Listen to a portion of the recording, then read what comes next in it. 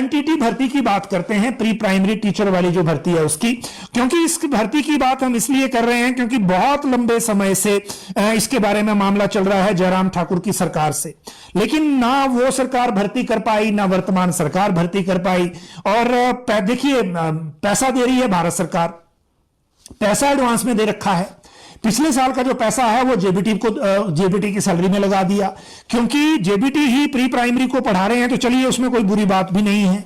लेकिन रोजगार का जो एक माध्यम आप दे सकते हैं जिन लोगों के पास रोजगार नहीं है उनको, आउटसोर्स पे ही सही, और जिन्होंने एनटीटी कर रखा है 2 साल का, खासकर 1 साल वालों को देना है तो उसके बाद पता चल जाएगा, लेकिन एटलीस्ट 2 साल वालों को तो दे ही सकते हैं।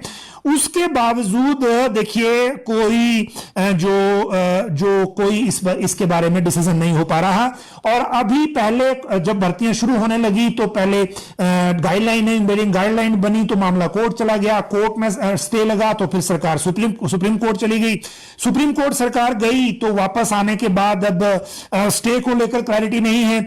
जब क्लैरिटी हुई तो जो इलेक्ट्रॉनिक्स डेवलपमेंट कॉर्पोरेशन ने एलिमेंट्री शिक्षा विभाग से कुछ क्वेरीज पूछी, दो क्वेरीज पूछी थी, अटेंडेंस कौन लेगा और अटेंडेंस कौन वेरीफाई करेगा और एमओयू कौन साइन करेगा।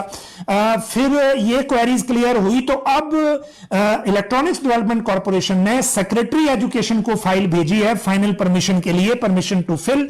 हालांकि इस फाइल में एग्जैक्ट क्या क्या लिखा है वो एक्सेस अभी हमें नहीं मिला है, लेकिन इतना जरूर पता लगा है कि राज्य सरकार को फाइल भेजी गई है, वहां से क्लियरेंस के बाद इस प्रक्रिया को शुरू कर दिया जाएगा। तो हम उम्मीद कर रहे हैं कि यह प्रक्रिया जल्दी शुरू होगी, और जैसे ही शुरू होगी इसकी अपडेट हम आपके साथ जरूर साझा करेंगे।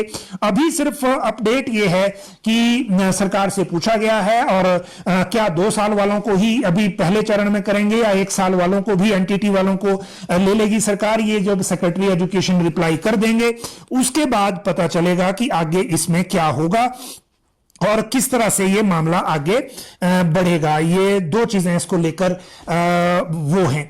अब बात करते हैं मंडी गोलीकांड में क्या मिला। देखिए 24 घंटे से ज्यादा का समय हो गया, लेकिन मंडी गोलीकांड में अभी तक कुछ नहीं मिला है, पुलिस के हाथ खाली हैं। और खाली होने का वजह यह है कि जो बाइकर्स हैं उन्होंने अपना नंबर प्लेट बाइक में था ही नहीं, मतलब उसको या तो ढका कर रखा था या ऊपर टेप लगा दी थी, यानी कि पुलिस को नंबर प्लेट नहीं मिली है। ये पहली बात हो गई। दूसरी बात ये कि जो उन्होंने हुलिया था, अगले वाले ने व्हाइट टोपी लगा रखी थी, पिछले वाले ने हेलमेट लगा रखा था। जब वो वहां से ये हुलिया जो आया है ये सीसीटीवी में आया है जब वो ढाबे में आगे थे या ढाबे से पीछे थे, या मतलब इंसिडेंट के आसपास का।